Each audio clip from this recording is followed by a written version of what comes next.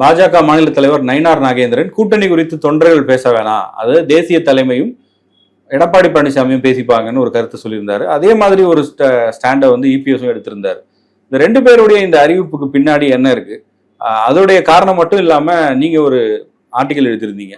அதிமுக பாஜக கூட்டணியில தொகுதி பங்கீடு எப்படி இருக்கும், பிஜேபி எவ்வளவு இடங்கள் கேட்பாங்க, அதனுடைய தாக்கம் என்னவாக இருக்கும்ன்றத சமயம் தமிழ்ல ஒரு கட்டுரையாம எழுதியிருக்கீங்க.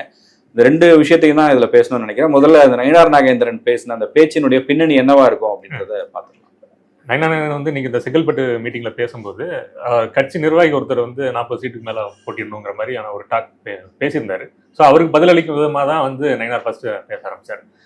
கூட்டணியோட இந்த சீட்டு இதெல்லாம் வந்து சீட்டு எண்ணிக்கையெல்லாம் வந்து நம்ம பேச வேண்டியதில்லை, அது வந்து அகில இந்திய தலைமையும் இபிஎஸ் அண்ணனும் பேசிக்குவாங்க, அவங்க பேசி முடிவு பண்ணுவாங்க, இப்போ நம்ம அதுக்குள்ளே போக வேண்டாம்.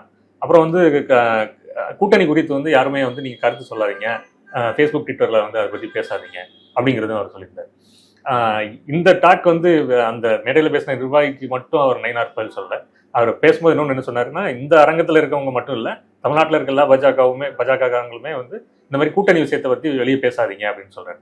அந்த தமிழ்நாட்டில் இருக்க மற்ற பாஜகவினர் அப்படின்னு அவர் சொல்றது வந்து அண்ணாமலையும் சேர்த்து சொல்றாரு அப்படிங்கிறது தான் தோணுது. ஏன்னா அண்ணாமலை வந்து கட்சி மேலிடத்துல வந்து அதிமுக வந்து ஒரு 84 சீட்டு வாங்கணும், நம்மளுடைய பவர் அவ்வளோ தூரம் இருக்கு அப்படின்னு சொன்னதா ஒரு தகவல் வெளியாகி அது நேற்று முழுக்க வந்து மீடியாவில் வந்து பேசப்பட்டது. பாஜக வந்து 84 சீட் கேட்குறாங்க அப்படிங்கிற மாதிரி. ஸோ அந்த மாதிரியான ஒரு கூட்டணி சலசலப்புகள் உருவாகிடக்கூடாது அப்படிங்கிறதுக்காகவே கூட நயினார் வந்து இப்படியான ஒரு கருத்து தெரிவிச்சிருக்கலாம் அப்படின்னு சொல்றாங்க. டெல்லி போயிட்டு வந்து அமித்ஷா போய் பார்க்க போனார், எடப்பாடி பார்க்க போனார். அப்புறம் வந்து இன்னொரு வருஷம் இருக்கு, அதுக்கப்புறம் நாங்கள் சொல்றோம் அப்படின்னு சொல்லி எடப்பாடி சொன்னார். அப்போ அந்த பேச்சுவார்த்தை அந்த இழுபறி நடந்துகிட்டு இருக்கு. அந்த பீரியட்ல பாஜக வச்சதுல வந்து அதிகமான சீட்டு அவங்க கேட்டதாகவும், ஸோ அந்த இழுபறி தான் கொஞ்ச நாள் போய்கிட்டு இருந்தது. அதுக்கப்புறம் வந்து அமித்ஷா இங்கே வந்ததுக்கப்புறம் அது சரியாயிடுச்சு அப்படின்னு சொல்றாங்க. 2021 சட்டமன்ற தேர்தலையுமே கூட பாஜக என்ன கோரிக்கை வச்சாங்க அப்படின்னா, நம் கூட்டணியில நீங்க ஒரு பெரிய ஷேர் எடுத்துக்கோங்க, அதாவது 117 பிரிச்சாலும் 117 நீங்க எடுத்துருங்க, மீதி உள்ள 117 நாங்க எடுத்துக்கிட்டு கூட்டணி கட்சிகளுக்கு நாங்க பங்கிட்டு கொடுக்குறோம் அப்படின்னு ஒரு வாதத்தை வச்சிருந்திருக்காங்க. அப்ப வந்து எடப்பாடி அதுக்கு சம்மதம் கொடுக்கல. இப்பவும் அதே ஒரு கோரிக்கையை வந்து பாஜக தரப்புல இருந்து முன்வைக்கிறாங்க அப்படின்னு சொல்றாங்க. எதை முன் வச்சு இதை சொல்றாங்க அப்படின்னா, 2024 எலெக்ஷன் தேர்தல் முடிவுகள் வந்து பாஜகவோட தேசிய ஜனநாயக கூட்டணி வந்து ஒரு 18% வாங்கியிருந்தது, அதிமுக வந்து தனிச்சு ஒரு 20 வாங்கியிருந்தது, அப்புறம் கூட்டணியில் இருக்க தேமுதிக வந்து 2.5 வாங்கியிருந்தாங்க. ஸோ இதை சேர்த்து பார்த்தா கூட பாதி வந்து 2020 ஃபார்முலா. ஆமா, பாதி வந்து அதிமுக எடுத்துக்கிட்டோம், மீதியை வந்து நம்ம எடுத்துக்குவோம். அந்த மீதி உள்ளதுல வந்து பெரிய ஷேர் வந்து பாஜக, ஏன்னா அவங்க 11% இருக்காங்க அப்படின்னு சொல்றதுனால. ஸோ எப்படி பார்த்தாலும் ஒரு 50 60 சீட் வந்து பாஜகவோட தாமரை சின்னம் போட்டியிடணும் அப்படின்னு பாஜகக்காரங்க நினைக்கிறாங்க. ஸோ அந்த ஷேரை வந்து எடப்பாடி கொடுப்பாரா அப்படிங்கிறது தான் இந்த டாக்கா இன்னும் போய்கிட்டு இருக்கு அப்படின்னு சொல்றாங்க. அதுக்கான வாய்ப்பு குறைவாக தானே இருக்கும். ஆனால் எடப்பாடி பழனிசாமி பொறுத்த வரைக்கும் இந்த பார்கெனிங்ல வந்து ரொம்ப ஸ்ட்ராங்கான ஒரு பர்சன் தான். நீங்க சொன்ன மாதிரி 2021 தேர்தலே எடுத்துக்கலாம், ஓபிஎஸ் டிடிவி எல்லாம் உள்ள கொண்டு வரணும் அப்படின்னு ஒரு முயற்சி பண்ணதுக்கப்போ அவர் எவ்வளவு உறுதியா இருந்து அதை தடுத்து நிறுத்தினாரு. அதுக்கான விலை என்னவோ அதையும் பின்னாடி அவர் கொடுத்தாரு. அதே நேரத்தில் சீட் ஷேரிங்ல அப்பவும் பெரிய டாக்லாம் இருந்துச்சு, பெரிய நம்பர்ஸ் கேட்குறாங்க அப்படின்னு. ஆனால் அது எவ்வளவு குறைச்சி அவர் கொண்டு வந்து நிறுத்தினார் அப்படின்றதையும் பார்க்குறோம். அதே மாதிரி ஒரு சீனியர் லீடரான டாக்டர் ராமதாஸுடைய பாமக, அவங்களும் பார்கெனிங்ல வந்து எப்பவுமே ரொம்ப ஸ்ட்ராங்கா இருப்பாங்க. அவங்களுடைய எண்ணிக்கையுமே வந்து அவங்களுடைய கெப்பாசிட்டிக்கு ஏற்ற மாதிரி கொண்டு வந்து நிறுத்தினாரு. அப்படி இருக்கும்போது இந்த முறை அதுக்கான வாய்ப்பு இருக்கிறதா நீங்க பாக்குறீங்களா? அதுக்கு ஈல்ட் ஆயிடுவாரா எடப்பாடி? அவங்க இல்ல, ஈல்ட் ஆக மாட்டார். ஏன்னா இதுக்கு முன்னாள் நீங்க சொன்ன மாதிரி 21 சரி 19 சரி அவர் வந்து தொடர்ந்து வந்து அதிமுகங்கிற அந்த முக்கியமான பிரதான கட்சிக்கு என்ன இது உண்டோ அதை அவர் தக்க வச்சுக்கிட்டாரு. கூட்டணி கட்சிகளுக்கு என்ன கொடுக்கணுமோ அதை தான் கொடுத்தாரு, அதுல மாட்டுக்கிறது இல்லை. ஆனா இன்னைக்கு நிலைமைக்கு அதிமுக பக்கத்துல வந்து கூட்டணி கட்சிகள் நிக்குதா இல்ல பாஜக பக்கம் போய் நிக்குதா அப்படின்னா, அனைத்து கூட்டணி கட்சிகளும் போய் எங்க நிக்குதுன்னா பாஜக கிட்ட தான் நிக்குது. தேசிய ஜனநாயக கூட்டணின்னு அவர் ஒரு பெரிய பேக்கேஜ் அமித்ஷா உருவாக்கிட்டு எல்லா கட்சியிலும் இன்வைட் பண்ற மாதிரி அதிமுக இன்வைட் பண்ணி அதிமுக உள்ள வந்து ஒரு அங்கமா சேர்ந்திருக்காங்க. தமிழ்நாட்டோட தேசிய ஜனநாயக கூட்டணிக்கு எடப்பாடி தான் தலைமைன்னு சொன்னாலுமே கூட மொத்த கூட்டணிகளையும் அரவணைச்சு கையில வச்சுக்கிறது பாஜக தான். 24 வந்து கிட்டத்தட்ட அதிமுக வந்து தனித்திடப்பட்டது தான். மற்ற சின்ன சின்ன கட்சிகள்லாம் சேர்த்து வச்சு தேசிய ஜனநாயக கூட்டணின்னு உருவாக்கி இப்போ 18% ஓட்டுங்கிறது பெரிய நம்பர்ல எடுத்தாங்க. அப்ப இந்த கூட்டணி கட்சிகள் தான் பக்கம் இல்லை அப்படிங்கிறது வந்து எடப்பாடி பழனிசாமிக்கு ஒரு பெரிய மைனஸ். அவரு அதிமுகவுடைய பவர் இது, ரெட்டலையோட பவர் இது, எங்களுக்கு இவ்வளவு சீட்டு வேணுங்கிறது எவ்வளவு உறுதியா இருப்பாரோ, அது எவ்வளவு உண்மையோ அதே மாதிரி கூட்டணி கட்சிகள் ஒரு பக்கம் இல்லை அப்படிங்கிறதும் உண்மைதான். அந்த கூட்டணி கட்சிகள் எப்படியாவது தன் பக்கம் வரணுன்ற ஒரே காரணத்துக்காக தான் பாஜகவுடைய கூட்டணி வச்சிருக்கிறாரு அப்படிங்கிற மாதிரி எடுத்துக்கலாமா நம்ம? ஆமா, உண்மைதான். ஏன்னா 2024 பரவாயில்ல, அது மக்களவை தேர்தல். 26 வந்து கண்டிப்பா வந்து திமுக ஆட்சி விட்டு இறக்கி விட்டு மறுபடியும் நம்ம ஆட்சியை பிடிக்கணும். அப்படி இருந்தால் தான் அடுத்து நம்மளால சஸ்டைன் பண்ணி கொண்டு போக முடியுங்கிறது வந்து எடப்பாடி பழனிசாமி நல்லா தெரியும். ஸோ அப்புறம் அவருக்கு இருக்க ஆப்ஷன் வந்து ஒன்று தேசிய ஜனநாயக கூட்டணி, இல்லைன்னா விஜய் அப்படிங்கிற மாதிரி இருந்தது. விஜய் அந்த கூட்டணி பேரத்துக்குள்ள வரல. ஸோ வேற ஆப்ஷனே இல்லாமல் அவர் வந்து தேசிய ஜனநாயக கூட்டணி பக்கம் போயிட்டார். இப்போ இந்த இடத்துல அவர் வந்து பழையபடி அதிமுகவுடைய பவரை காமிச்சு அதிகமான இடங்களை அவர் போட்டிட்டு கண்டிப்பாக போட்டிட்டாகணும். மிக குறைவான இடத்துல தான் வந்து பாஜக மாதிரியான கூட்டணி கட்சிகளுக்கு ஒதுக்கணும்.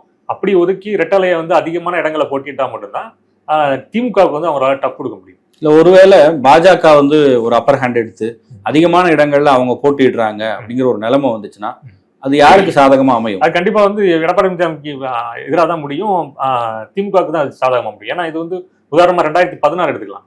2016 எலெக்ஷன்ல வந்து விஜயகாந்த் வந்து திமுக கூட்டணிக்கு வருவார் அப்படின்னு சொல்லி கலைஞர் ரொம்ப எதிர்பார்த்தாரு.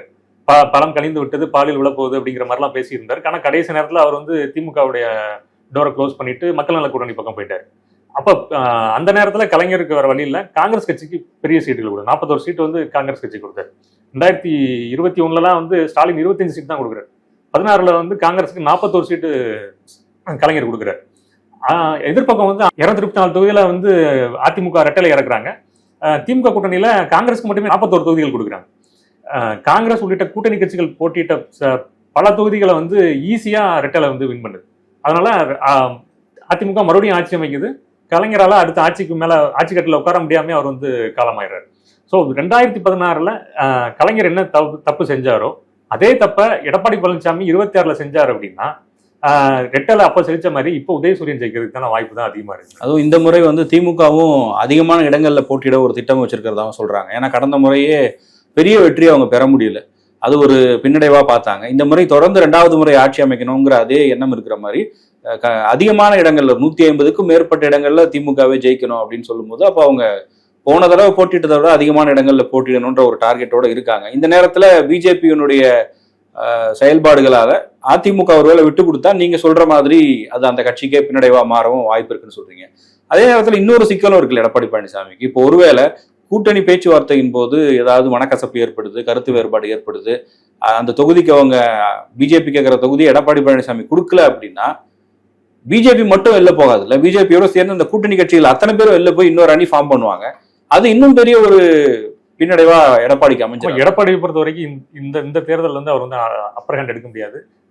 எல்லா பக்கமும் அவர் செக் தான். கூட்டணி கட்சிகளை பொறுத்தவரை செக் தான், கட்சிக்குள்ளே அவருக்கு பல செக்கள் இருக்கு. கண்டிப்பா அந்த தேர்தலை ஜெயிக்கணுங்கிற ஒரு கட்டாயம் இருக்கு. அதனால நெளிவு சுழிவோட தான் அந்த தேர்தலை அவர் அணுக வேண்டியிருக்கும். இது ஏன் இந்த இடத்துக்கு அவர் எடப்பாடி பழனிசாமி தள்ளப்பட்டிருக்காரு அப்படின்னா திமுக மாதிரி அவர் வந்து கூட்டணி கட்சிகளை வந்து தொடர்ந்து அரவணைச்சு கொண்டு போறதே இல்லை. தேர்தல் எப்போ முடியுதோ உடனே கூட்டணி கட்சிகளை வந்து கலட்டி விடுவாங்க. அது வந்து அதிமுகவுடைய பழைய ஃபார்முலா தான், எப்பவுமே தொடர்ந்து இருக்கிற ஃபார்முலா தான். ஆனா அது ஜெயலலிதா ஃபாலோ பண்ண மாதிரியே எடப்பாடி பழனிசாமியும் கொண்டு போறோங்கிற நிலைமை இன்னைக்கு இல்லை. ஜெயலலிதா மாதிரி வந்து கட்சி நிர்வாகிகள்கிட்ட தொண்டர்கள்ட்ட அவர் நடந்துக்கலாம். ஆனா வந்து கூட்டணி கட்சிக்காரங்கிட்ட அப்படி நடக்க முடியாது. கூட்டணி கட்சிகளோட ஒரு ஈவெண்ட்டுக்கு இவர் போகலாம், இல்ல அவங்களோட இன்வைட் பண்ற ஈவெண்ட்டுக்கு இவர் போகலாம். அதாவது சில மேடைகளை வந்து 2 பேரும் சேர்ந்து பகிர்ந்துக்கிட்டா மட்டும்தான் தொண்டர்கள் நிர்வாகிகள்கிட்ட வந்து ஒரு இணக்கம் இருக்கும். அது வந்து தொடர்ச்சியா வந்து அது தக்க வச்சுக்கிட்டே இருக்க முடியும். இப்ப திமுக பாத்தீங்கன்னா திமுக வந்து பல்வேறு கூட்டங்கள்ல வந்து கூட்டணி கட்சிகள் தலைவர்களுக்கு அழைப்பு கொடுப்பாங்க. இவங்க மேடையில வந்து அவங்க பேசுவாங்க, அவங்க மேடைக்கு இவங்க போவாங்க.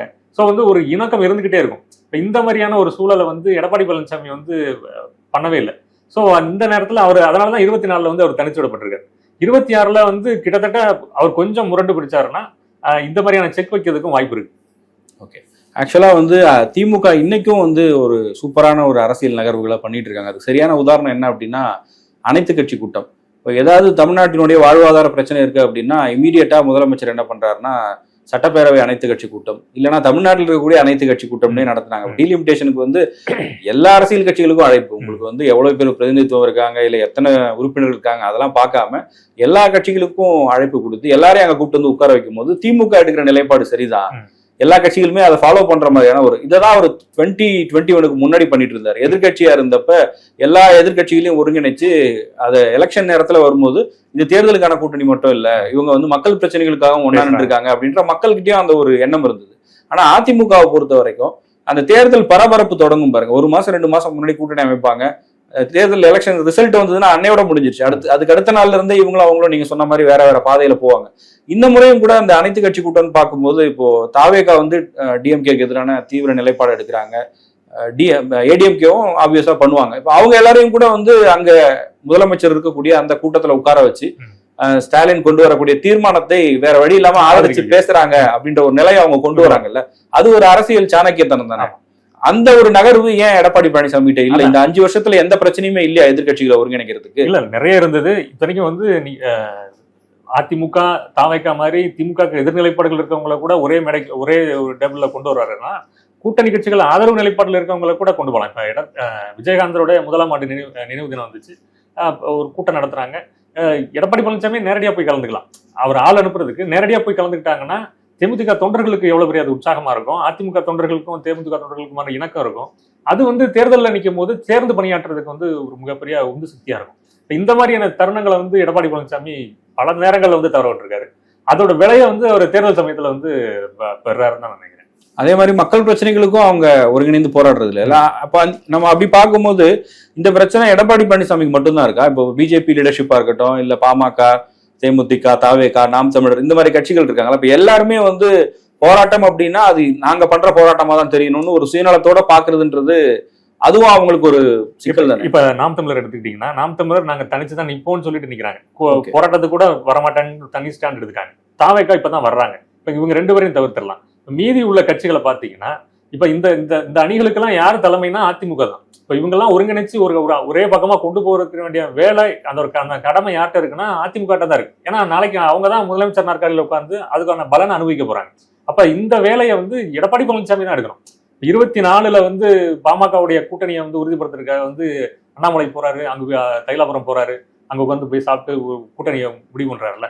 இப்ப அதிமுக தரப்புல எடப்பாடி பழனிசாமி தரப்புலயுமே கூட பாமகவுக்கு வந்து கூட்டணி பேச்சுவார்த்தைகள் நடந்துகிட்டே இருந்தது. யார் மூலமா சீசன் அனுப்பி பேசிக்கிட்டே இருந்தாங்க. ஒரு நாள் கார் எடுத்துட்டு போய் எடப்பாடி பழனிசாமி தைலாபுரம் தோட்டத்துல உட்காந்து பாமக கூட பேசியிருந்தாரு அப்படின்னா கூட்டணி இந்த பக்கம் வந்திருக்கலாம்.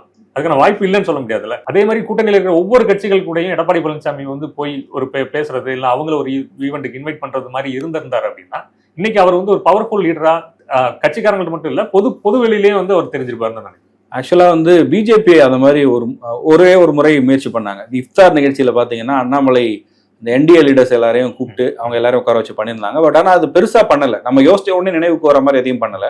இந்த வகையில திமுகன்னு எடுத்துக்கிட்டா திமுக மட்டும் கிடையாது, அந்த கூட்டணியில திருமாவளவன் எடுத்துக்கிட்டீங்கன்னா மது ஒழிப்பு மாநாடு நடத்தினாரு. அதுல கூட்டணி கட்சிகள் எல்லாரையும் வர வச்சு ஒரு விஷயத்த பண்றாரு இல்லையா? இப்ப அவர் வந்து ஒரு சனாதனத்துக்கு எதிரான ஒரு ஆர்ப்பாட்டம் பண்றாரு, இல்ல ஏதோ ஒரு மாநாடு நடத்துறாரு அப்படின்னா எல்லா கூட்டணி கட்சிகளுக்கும் அழைப்பு விடுப்பாங்க, அவங்க எல்லாம் அங்க வந்து கலந்துப்பாங்க. அந்த மாதிரியான ஒரு முயற்சி வந்து இந்த பக்கம் பெரிய அளவுக்கு இல்ல. திமுக மூலமா மத்த கட்சிகளுக்கும் வருது, அந்த மத்த கட்சிகளும் பண்றாங்க. அது ஒரு கல்ச்சரா திமுக கூட்டணி பக்கம் இருக்கு. இந்த பக்கம் அந்த கல்ச்சர் இன்னும் வரல அப்படின்னு தான் நினைக்கலாம். இன்னொன்னு, இப்ப அமித்ஷா வந்து இப்ப வந்து இந்த கூட்டணி பேச்சுவார்த்தைகள் எல்லாம் வந்து பேசுறாரு, டெல்லியில இருந்து வர்றாரு, ஹோட்டல் ரூம் போடுறாரு, குருமூர்த்தியை பார்க்க போறாரு, இந்த பக்கம் எடப்பாடி பழனிசாமி பார்க்க போறாரு. அதாவது இந்த கூட்டணி அமைக்கிறதுல வந்து நான் தான் மையம் அப்படிங்கறதுல வந்து அமித்ஷா காமிச்சுக்கிட்டே இருக்கிறாரு. அமித்ஷானா பாஜக, ஏன்னா கூட்டணி உருவாக்குறதே நாங்க தான். ஒவ்வொரு இன்னைக்கு வந்து அதிமுக கூப்பிட்டு வச்சு பேசியிருக்கோம், அடுத்த ஒரு சிட்டிங் வருவோம், அந்த அடுத்த சிட்டிங்ல வந்து தேமுதிக கூப்பிடுவோம், பாமக கூப்பிடுவோம். அப்ப கூட்டணியோட மையம் நாங்க தான் உருவாக்குறோம் கூட்டணியை. கூட்டணியில இருக்கிற மற்ற கட்சிகளை மாதிரிதான் அதிமுக வந்து இதுக்கு மேல ஆட்ட கட்சியா இருக்கு, ஒரு பெரிய தொண்டர் பலம் இருக்கிறதுனால அவங்க வந்து இன்னைக்கு தலைமை இருக்கலாம். ஆனா கூட்டணியை உருவாக்குறது நாங்க தான், அதாவது தலைமை நாங்க தான், தலைமை வந்து அதிமுக தான், செயல் தலைமைங்கிறது வந்து பாஜக அப்படிங்கறது வந்து அமித்ஷா வந்து சொல்லாம சொல்லிக்கிட்டே இருக்கிறாரு. இந்த இடத்துல வந்து எடப்பாடி பழனிசாமி தவற வர்றாரு. உங்களுடைய கருத்துக்கள் என்ன? அதிமுக பாஜக கூட்டணியில எந்தெந்த கட்சிகளுக்கு எவ்வளவு இடங்கள் வரைக்கும் போக வாய்ப்பு இருக்குன்ற உங்களுடைய கணிப்பையும் கமெண்ட் செக்ஷன்ல பதிவு பண்ணுங்க.